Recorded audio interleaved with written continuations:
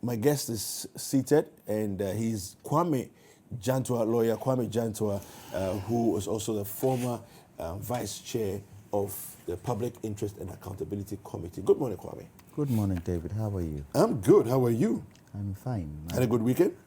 I was in Hohoi. Okay. How was Hohoi? The road is bad. Really? Yes. The road from Accra to Hohoi is terrible. Which? Very, very bad. You went through Tema Yes. to Sogakope Yes. and on? Okay. No, not the Sogakope end. No Sogakope. The Sogakope is the whole end. Yes. It's the other side. Hohoi is on the other Yes. side. Okay. Going north. Okay. Very, very bad. You do something about it. Wow. Do something about it. I went for the energy minister's sister's funeral. Okay. And it was a good gathering. Anybody who is in energy in this country was there, so It was a you big can deal. imagine, yes, a big deal. But David, Yes. something has struck me. I know you What's that? you haven't put it, in your. Tell me, what is it? Out of every one city, 84 pesos is paid in debt. It's very serious. It used to be 42 pesos. I think it's one of the yes, of the it's headlines. in Isn't this one? BNFT. BNFT, yeah.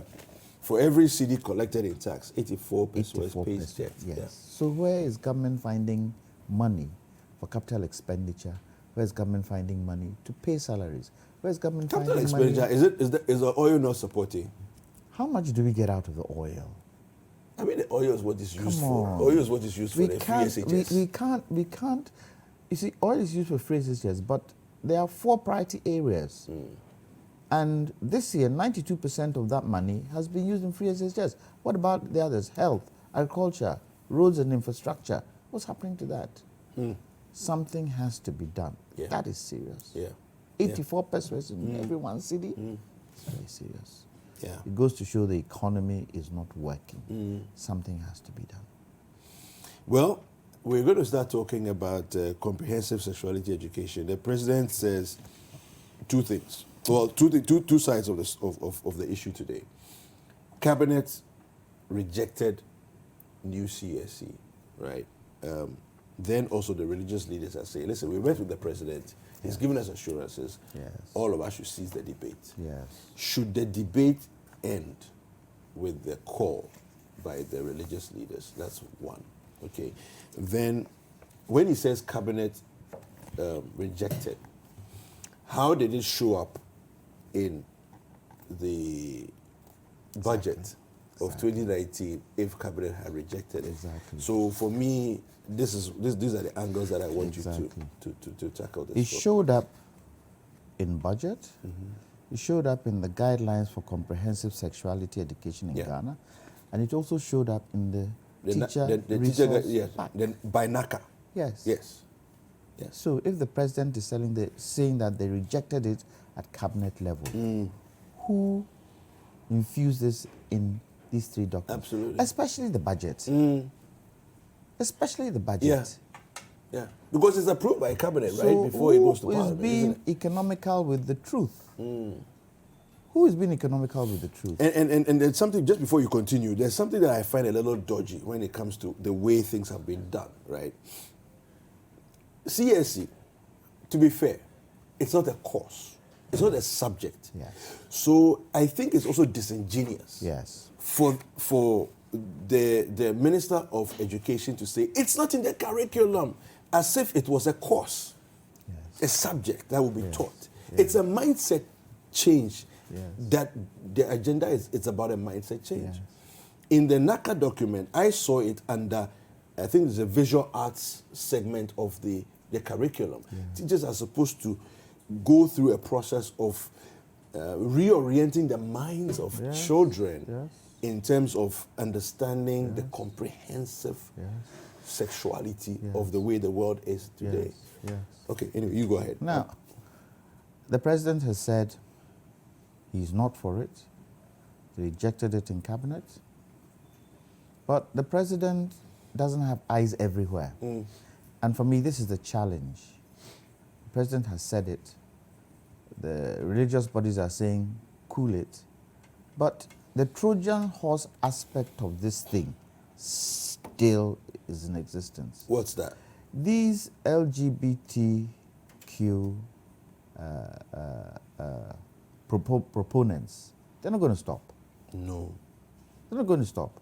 They will definitely find other ways and means of getting this in. So the question is, who guides the youth and who guides our culture to make sure that this thing doesn't seep through? Yeah. Because it's like a leaking tap. Just dot, dot, dot. By the time you realize the bucket is full, by the time you realize it could be too late. Yeah. So in as much as the president has said, over his dead body, not on his watch, it's not going to happen, the people of Ghana should be on the watch.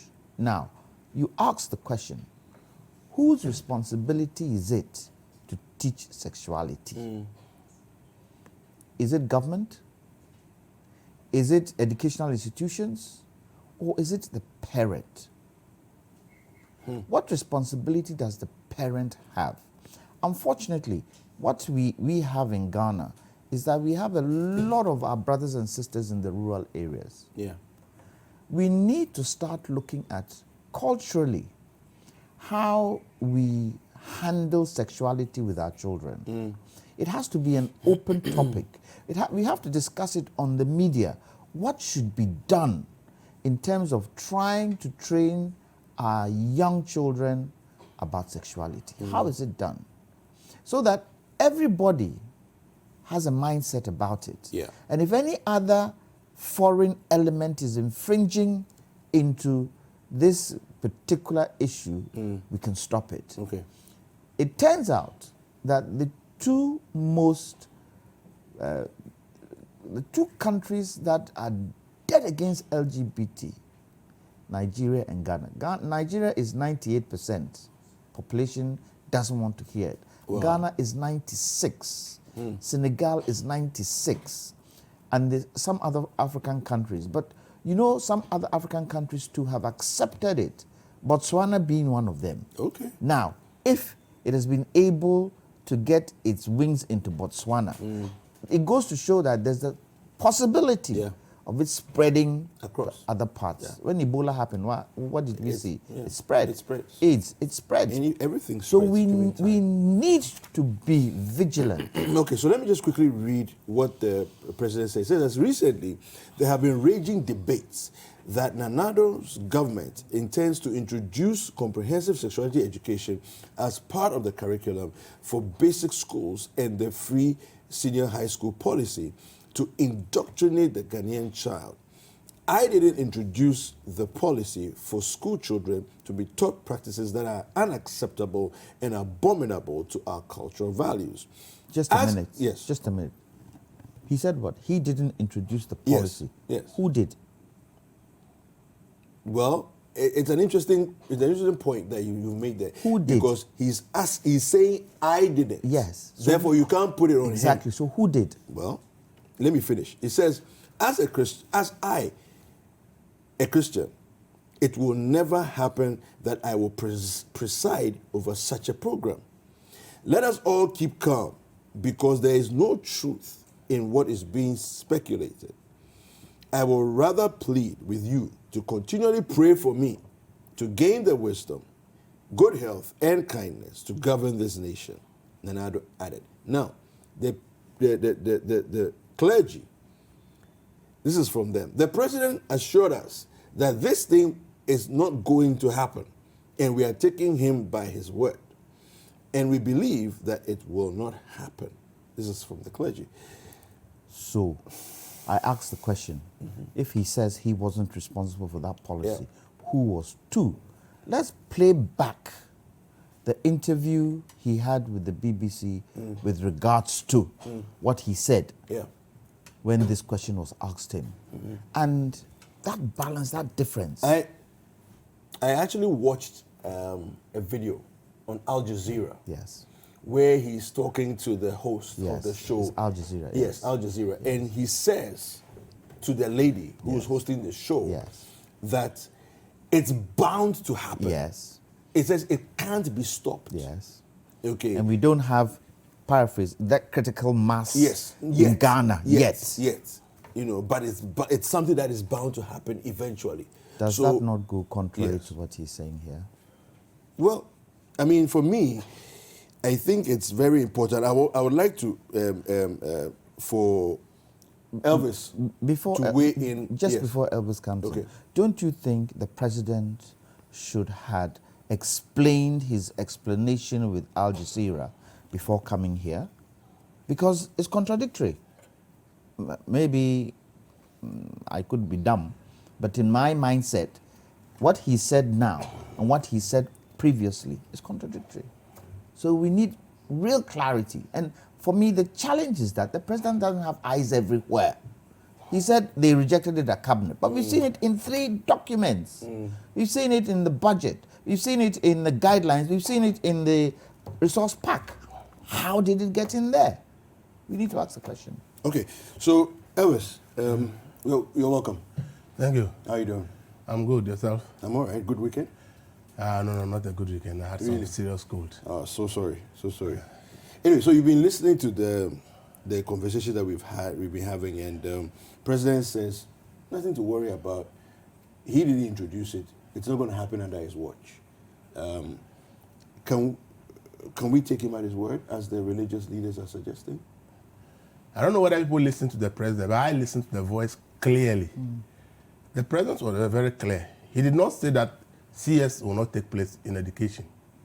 He said the aspects that are offensive to our norms and values will not take place under his watch.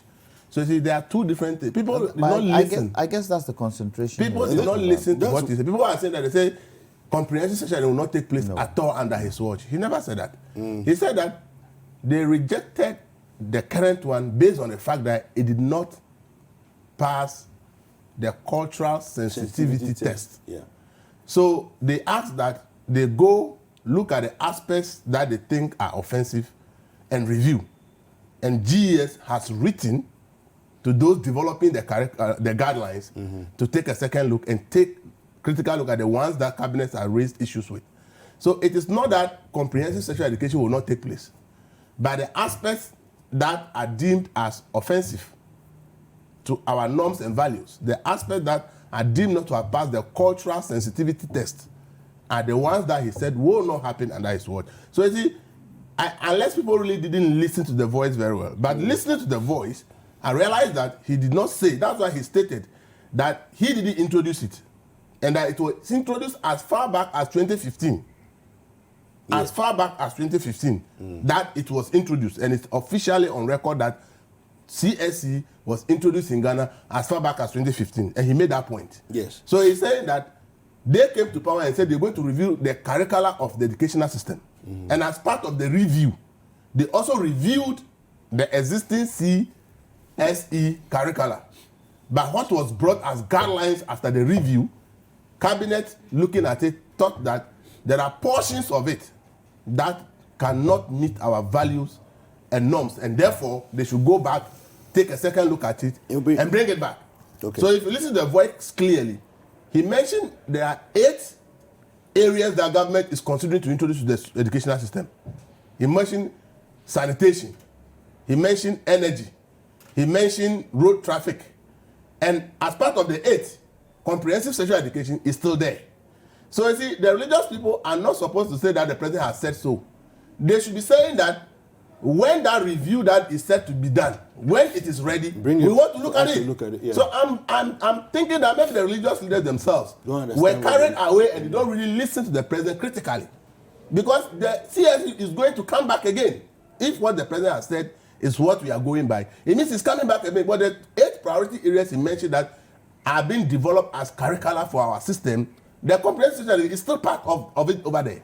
So I think that when we need to listen carefully and understand what they are saying and know how we react. If not, we'll go to sleep. And by the time we wake up one morning, it is already in the system. And you see, I've analyzed information around, and I realized that this agenda is being pushed at different levels. Once we are looking at the one that they want to push to the formal educational system, we have an angle that is being pushed by civil society organizations. So they are training civil society organizations across Ghana on this CS to go out there and educate Ghanaians on it. That is happening. Now, And a letter has also popped up where Canada. Just a minute. Just a minute. Please be very explicit as to which side they are training civil society. Is it on the LGBT side, the sexuality side, or is it on the actual bits that are good in the document? Everything, including what you see here, which we are complaining about, they are training civil society organizations. Who are? NGOs. There's an NGO called You for Something. You for Something. Sweet Something. Yes. Even last week, some people passed out their training in northern Ghana. I see. Yes, and then there's a letter that also come out to say that Canada as a country is also doing pilot in some schools in Ghana on this same CSE thing. So the people are using a multiple approach. Okay, so if we are looking at Elvis. dropping the educational system, which is okay, we also have to go beyond the educational system and that these people do not get into contact with their kids in any form. Elvis, I need you to help us to separate the issues or distinguish between what is LGBT versus comprehensive sexuality education. Are they the same thing? Are they separate issues? If you can do some clarification. Comprehensive sexual education encompasses everything, including LGBT. Okay. So LGBT is a subset of comprehensive sexual education. Okay. So it is part and parcel of comprehensive sexual education. Sexuality, not sexual. Sexuality. Everywhere it is being implemented across the world, it is evident that LGBT is part and parcel of comprehensive sexuality education. And if you go to the UNFPA, their own website, it is clearly stated there. Okay. So if you read literature about comprehensive sexual education, you clearly understand that as part of the whole system, LGBT is directly in there. Okay. So they are not separate. So there's no separate thing. It's not separate. And that is what we are struggling with. So while we are complaining about the LGBT part, we are saying that even if you do it, we don't want anything related to the LGBT, especially for the children. Leave that one out and let adults grow up. For me, that's my position. Yes. If you look at the work done by Pew Research Center, we talked about these things in various countries. Yes. Ghana, 96% people said we don't want anything about homosexuality. When the report came out, what happened? Some countries went ahead to strengthen their laws. As a country, we did not do that. Nigeria, for instance, in 2014, passed the same-sex marriage prohibition law to say that they don't want anything to do with same-sex marriage because the report says 98% of Nigerians are against the whole thing. So quickly, their Senate sat up and said, okay, then let's put up a law which says this thing is illegal in our country. We haven't taken that step. So we have allowed the system to say, okay, that's the position I hold, that I don't think that we should criminalize it. As a person, if you allow adults to grow up and make a decision that, for me, this is what I want to be, fine. Yeah. But to introduce to children, I am 100% against it. They should not be part of the educational system and should not be introduced to children. And I now understand why they are trying to put it through the educational system. Because you read the Pew Research findings, it tells you that when people grow up and they are about 30 and above, they reject this LGBT agenda. Even in the advanced countries. So basically catch them young. Catch them young. Give us their kids. It's easier. Because they are easily susceptible to accepting these things. And that is how now I understand why these people are now trying to push this thing through the educational system. And it's not only in Ghana. America, it's a debate. UK, it's a debate. Any country around the world, this issue is a serious issue. So as a country, we shouldn't let you see, President has spoken, so people are thinking that because President has said it, we should. Yes. No, the President never said that it will not happen. It will not. The CS is not going to happen. But what our concern is, if there will be comprehensive sexual education, it should only be the ones that we believe that children should know. The rest aspect that we think that will introduce case to this LGBT whole agenda should be completely out of the system. So we shouldn't just go and sleep because the President says it won't happen under my watch. The aspect he said it will not happen under his watch, we should make sure that when they finish the review and it's brought back to cabinet, before anybody will say Jack, public must say, and I think that's what the religious leaders must have said, that let us see it before. I'll let you come back and continue that, but we're going to take a short break. Please don't go anywhere. We'll be right back. All right, welcome back. And the debate is hot in the studio. I just want to quickly mention this from the Finder newspaper, and then it's just a couple of things here. It says, in sub-Saharan Africa, at least 9 in 10, okay, in Nigeria, so the publics in Africa and in predominantly Muslim countries remain among the least accepting of homosexuality. In sub-Saharan Africa, at least 9 in 10. So I'm going to give you the countries, a few of the countries. In Nigeria, 98% are against it. Senegal, 96% are against it. In Ghana, 96%. In Uganda, 96%. In Ghana, 90% believe that homosexuality should not be accepted by their societies. Anyway, so Elvis was speaking. Elvis, so clearly from this Pew research, once in 2013, 2012, 2013, the LGBT community was pushing us as countries to legislate that this thing should be legal. Yes. When these findings were published and they realized that majority of the states are against it, what they did is to creatively say, oh, let's not push them for any legalization. But now that we know from scientific data that young people are susceptible to accepting this thing because their ability to think and decide at that point is not up to scratch, let's go and target those people and let's go and introduce it to them.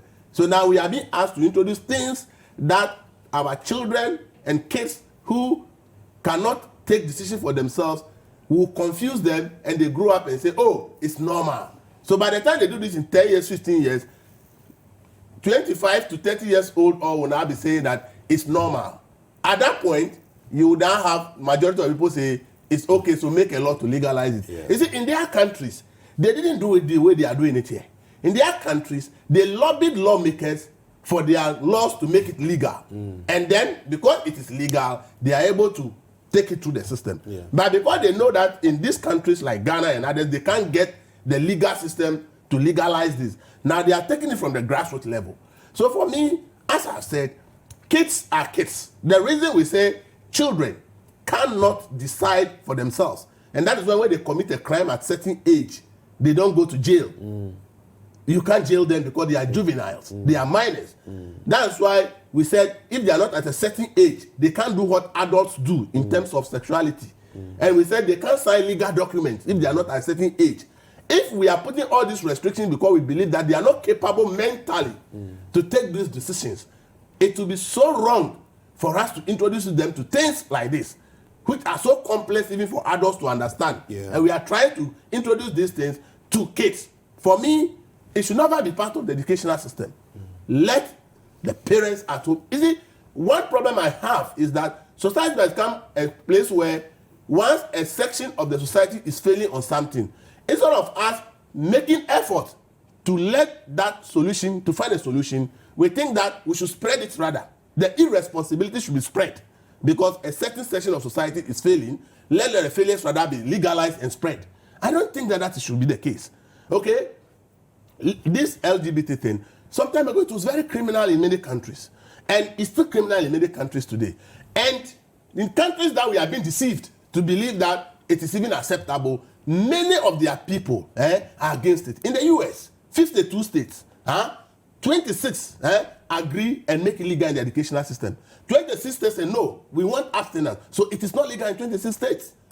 In one state, parents actually held their children back home not to go to school because they wanted to introduce this thing. The state has to reverse it because no child was in school throughout the week because parents said, you cannot teach our children without our consent, things that we think we are the ones who should be teaching them. Yeah. So this perception in the UK as we speak is a major debate. Yeah. There are those who are against it. Yeah. So we are here and then media is made to deceive us that, oh, it is acceptable to everybody in the West to accept it. It's a fallacy. Nothing like that exists. But it is still a controversial issue in any country, anywhere in the world.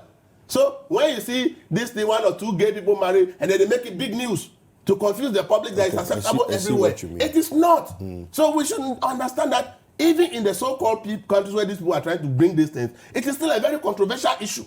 So if it is controversy in Ghana, people should understand that it is not that every country in the world has accepted it in full. Look at the report. There's no country in the world that accepts it 100%, even in the Pew Research report. So you see, we should understand that there are some things that kids are not supposed to do. If they're not supposed to do, you ask me, then why are you teaching them? And if you look at where we want to start, from even primary one, and we want to teach people things that adults should be teaching them at age specific and biological changes. The one thing I realized is we have been deceived to believe that indigenous knowledge is not useful because it is not been documented in any book. I can tell you that it is never true that our parents do not know anything about sexual education. It's never true. Our parents give you the information depending on the biological changes that are taking place in you. So if a little girl can bath in the open, the very moment the breast starts showing, your parents call and say, from today you can't bath in the open, now you bath in the bathroom. Now you don't bath with the boys anymore, you bath alone. Now you can't walk in the house bare-chested, you wear dress every day. But until the breast starts showing, that education is not given to the child.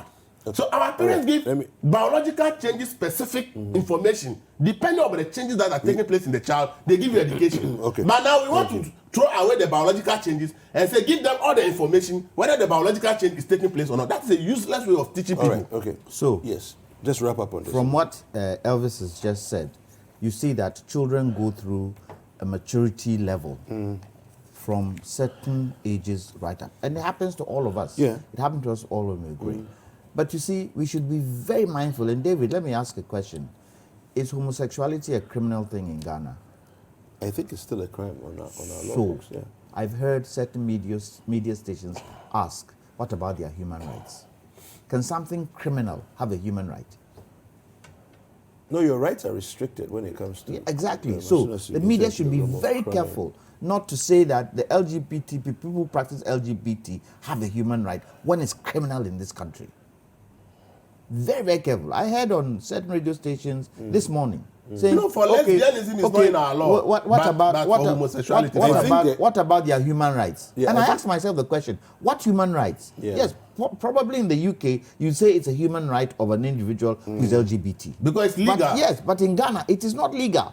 So there's no element of human rights there. We should be very careful because these are the subtle ways that this thing seeps in. All right, let's go to the next topic. Issue of sex for grades. I'll start with you, Elvis. The Africa Eye has been doing an investigation, and it's come up that in their investigation, which are going to air tonight, on all their different platforms on BBC,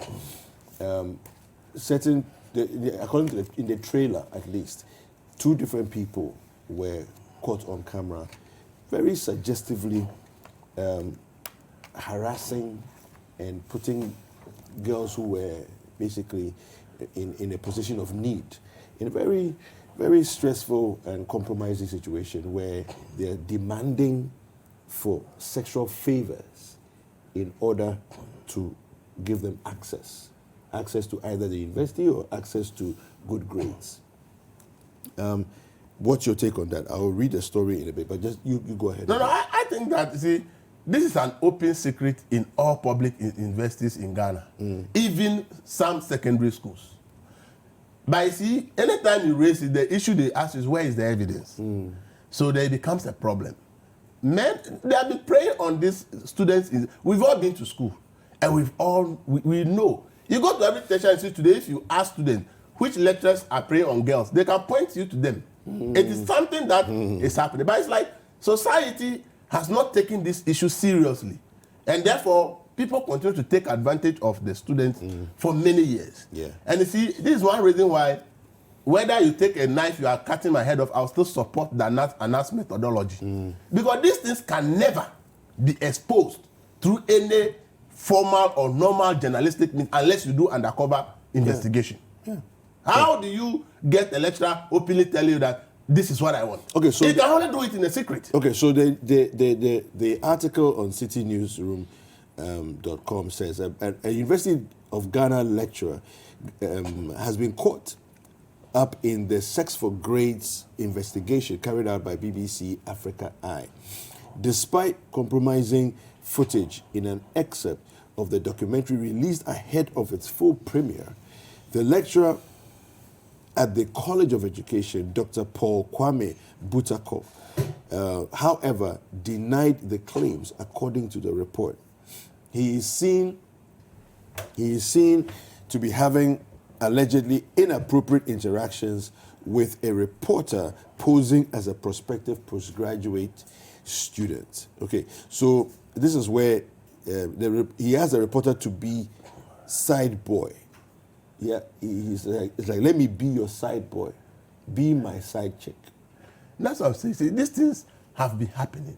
But if you go to the university system and ask, what structures have you put in place so that if I believe that I'm being harassed by a lecturer, even if I don't report him, I can say my script that have been marked as failed, I want another lecturer to mark it, even without the lecturer who marked it knowing about it. Yeah. But the one thing is, when the lecturer knows about it, some of them are cartels. Those who do this thing in the schools, they are cartels. That makes sense. So if he gets to know that you are challenging the grace he has given you, then he goes to talk to the colleague later, you are the one going to mark it, still fail her or fail him. So I think that the universities in this country or in Africa, they have failed to put in place structures that will enable them to freely, if not even report that they are being harassed, but they can have a way of getting the script marked, and then when it is marked by another lecturer and it is established that the person passed, yet this person failed him, and then when you now can put this to test and say, how come the person passed, you failed the person, and the person is now alleging that you attempted doing this. But unfortunately, the universities will tell you that apply for a remark, and the remark is is known to the same lecturer. Yeah. And sometimes they even know the lecturer who is even going to do the remarking. Yeah. So it has become a word for the students, because you know that, even if I go and report, the person is going to mark, it's his friend, or he knows him, you pass back and go and tell the person to still fail me. Yeah. So I think that it's about time universities devise strategies that will enable students who feel that they are being treated or being cheated because somebody is trying to get a favor from them, to have their script marked by a different person without the knowledge of the one lecturing, so that they can compare the results and decide whether that lecturer is actually indeed demanding a certain favor. That is why he's treating that student that way. Until we get to that point, it's going to be very difficult for students to report these things, because once we go and report, people that report it to self have an attitude of not to believe you. And then when it's supposed to be remarking, probably the person who is going to do the remarking is even known to this person, and maybe they are in the same business, and therefore they will come back and say, indeed you have failed. Okay. And that is why I've always insisted also that and university education should not be focused on chew and pour, pass and forget. We should be looking at education that people can go to school, at the end of the day, may write even only one paper, or may not even write a paper, but will do complete good 10 papers that makes them think and do proper research. That when you pick the thing and you read it, say, this person has done a job. But this current situation where students, even at the university level, are put under pressure to sit in a classroom for 2-3 hours to write a paper.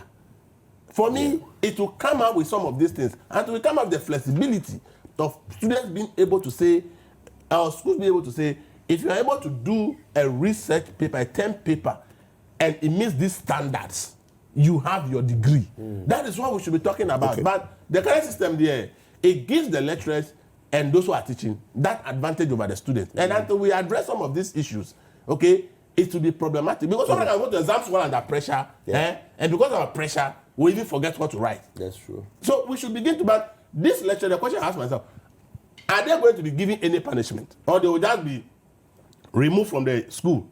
And if it's removed from the school and tomorrow is found another school is teaching and take the same thing there, what happens? So you see, we should begin to let the system bite people.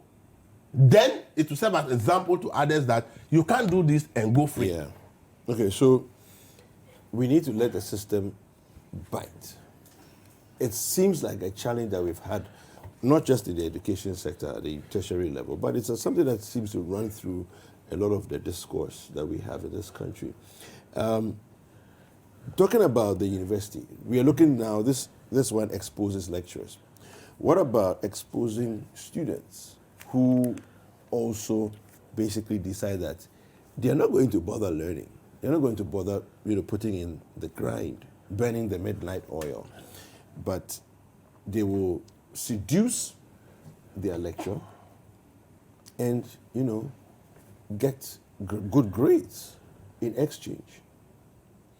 David, the whole mindset of men in this country should change. Tell us about it. It's a mindset thing. It's not only in the tertiary institutions that we face this.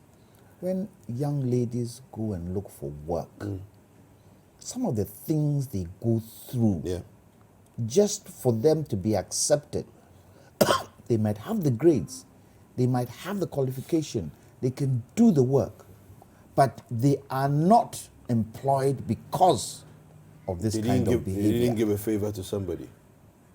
Look, yes, I agree that those ladies who dress seductively to go and entice men should be dealt with. However, they probably know that if they don't do that, they ain't going nowhere. So the onus then still The comes onus back is to on the lecturer. men. Yes. It's on men. That's where the onus is. It's on men. We should change this mindset. It's on men and it's also on leadership. So, take the law school for instance. And quite a number of people have failed. Okay, I shouldn't even use the law school because that's a particular, there's a particular challenge there. But take the universities. And somebody feels that I passed these exams, but I failed.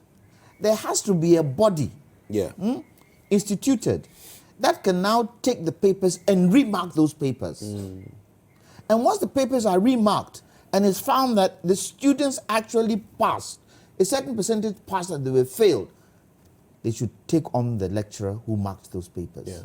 And once they take that individual on, they should sanction that person. Either sack him or do something that stops them from doing that kind of thing. Just look at the clip you showed on the BBC thing.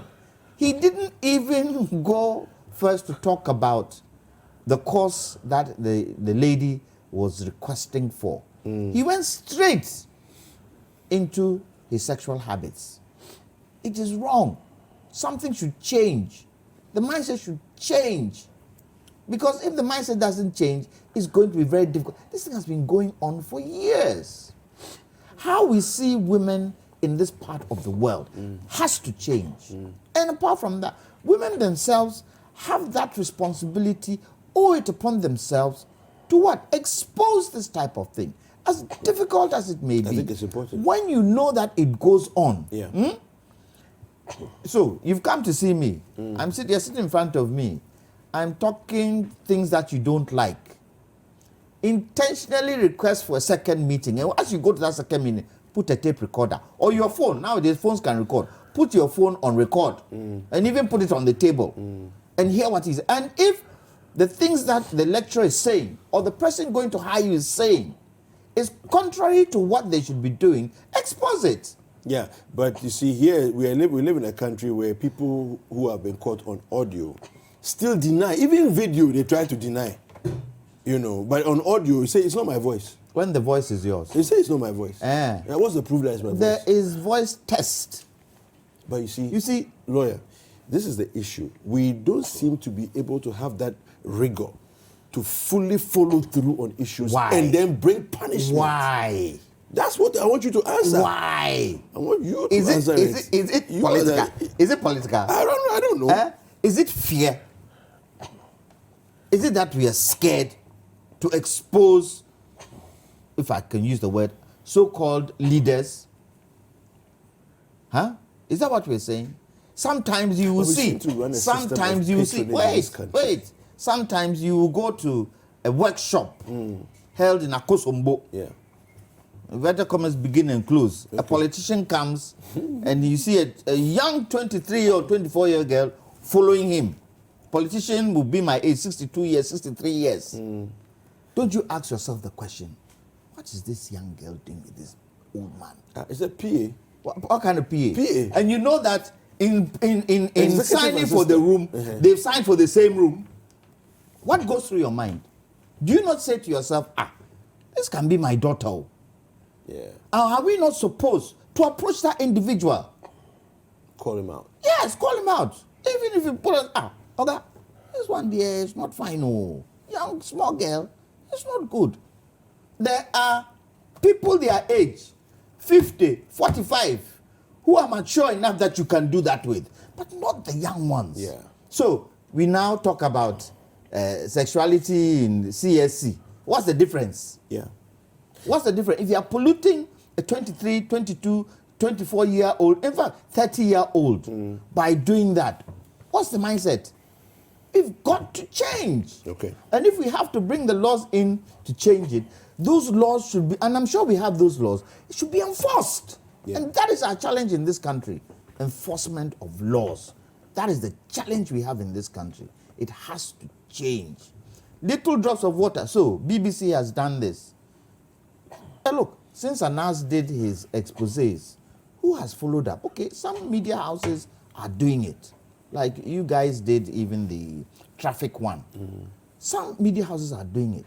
But more media houses should do it because that is the only institution who people can go to and report certain things. Okay, we have one more topic. Let me just quickly read some of your messages that you sent to us. Keep them coming.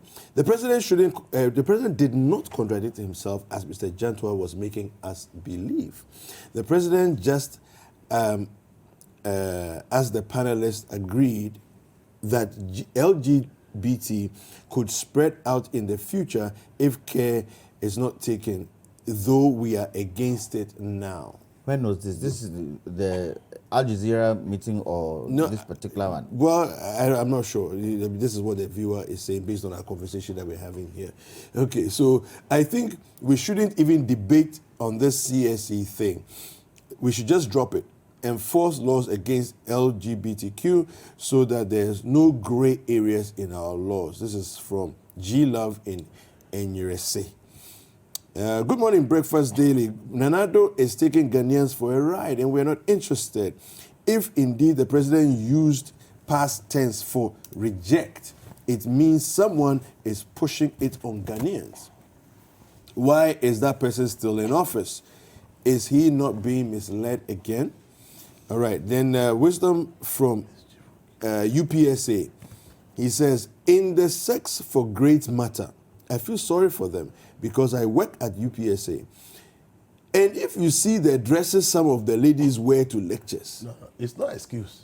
is way above their knee level, almost naked, and can see pants showing, and sometimes I have to close my eyes. The temptation is too much. Okay, it's talking about We temptation. we must prescribe school uniforms for the universities too, because they are not above military, police, immigration, or uniform nurses. for university. This is wisdom. You should be able to overcome temptation. This guy is funny. Let me add one thing. Yes. One thing that is making this thing fester in Ghana and Africa is this stupid mentality where lecturers take delight in failing students and say, I am the one who fails people. And the university or community there will not do anything. In other jurisdictions, if more of your students are failing, the university sacks you. Yes, Because you are disgracing the name of the school. It means you don't know what you are teaching. So you see how they address this. If your students are not passing, you are sacked because you are not capable, you are incompetent. But in this country, it's a delight for lecturers to say, for me, you can't pass my course. For me, I fail people. And the records also show that that lecturer has been failing a lot of students. Here, the university will keep that lecturer. If they don't change this thing, the search for grace will continue. Lecturers whose students are failing must be sacked. When they are sacked, then they know that the students must pass. Then this nonsense of search for grade will stop. But I can tell you, the critical reason why search for grade is continuing is that the entire university community in Ghana take pride in the fact that their lecturers can boldly tell students that, as for me, majority of my students fail each year. Okay, so and the school does nothing. Please, let's go to How do you keep a lecturer who keep training people who keep failing? Thank you very the much. The university Elvis. is supposed to be a recycling plan We want to talk change about people and the make last, them better. We want to go to the last. Every lecturer that whose students are failing, even 30% might be sacked. Elvis, we need to do the last. We are finding solutions to an important problem. Elvis, I've been trying to do so. Stop what you're doing. This is a very important. All right, so our next topic every is lecturer whose students keep failing must be sacked. we're going to discuss the law. Change, please. places. I can't imagine this guy. Change places. We're going to discuss the law school and issues, the law issues. And basically, what they're looking to do is the law students are going on demonstration today. And they're agitated, clearly, the rate of failure in terms of the entrance exams and so on. Let me come to lawyer to your take on this. Will they make any difference? Well, pressure to bear always helps sometimes. And the reasons why there's a massive failure should be investigated. It shouldn't be taken for granted. Okay. How many of them passed, were graduated this year? Yeah, Very 300, 300, yeah. Out of how many? Out of quite a lot of them. I've forgotten the number. I'm not sure, yeah. Forgotten the number. 8,800 and something are failing, and only 128 are passing. No, what happened was that, yes, exactly. Yes, Yeah. 128 are passing. You should question. The Chief Justice should ask, why are such a huge number of people failing the law exam? the entry What is exam, it? yeah. And they should investigate it. But the Chief Justice's position, the failure seems to benefit her. Yes, but it's Her wrong. position. It's wrong. It's old school. It's old school. We need lawyers. We need doctors. And she cited surgeons. The way doctors, the medical profession also takes in a small, A limited number of people. You cannot, let's be very clear, you cannot compare the legal training to the medical training. You cannot compare the two. Well, you see, Absolutely, totally different. No, but especially where specialization is concerned. No, but I think that in support of what you're saying, I actually think that you can compare, and in a certain sense, every society is supposed to have a certain number of professionals to the society. To the Well, number when of I say people you in cannot society. compare, probably I should clarify myself. Okay. The content Okay. of studying, being a specialist in a particular medical field, is not the same as specializing in a particular field in law. Okay, all right. They're two different things. All right, let me have Elvis take over. We're just going to wrap up soon. Yeah, he's very agitated. Yes, it took a lot of his time. They say we are independent. But it's a colonial mentality. We are still living in the colonial mentality where some people feel that they are the few privileged people who must hold certain positions and must be certain professions. That is colonial mentality. Go to advanced countries elsewhere. Yes. You don't even need to go to any school. Exactly. You can sit home and study and go and sit for the law, the bar exam. Yes. If you pass, you You pass. So wherever you get your tuition, Can do it's it nobody's online. business. Can do it online. So we are sitting in a country and we are saying that with all this investment around, the faculties cannot teach the professional law course. And it must only be one institution. Yeah. This is a backward way of thinking. But we are still promoting backward way of thinking in this country. If I sit in my home and I can buy all the law books, I know the course content, and I study, and I can go and sit and learn and pass, what's the big deal? I am supposed to pass the exam. If it's the exams you want, I must pass it. But we sit in this country and we make things look so difficult as if it is rocket science. Going to the law school is not rocket science. It's not sending man to the moon. Law school rocket science. It's not sending man to the But moon. man has gone to the moon. Okay? Man And has they are already trying gone to to go the to moon. other places. And we are here thinking about how people can get access to law school. See, the backwardness will continue. See, you have a population of about 80,000 people to one lawyer in this country. Yes. It's unacceptable. Yes, About unacceptable. 80,000 people to one Unacceptable. lawyer. Are you surprised that people are on remand for 10 years and they can't get a lawyer?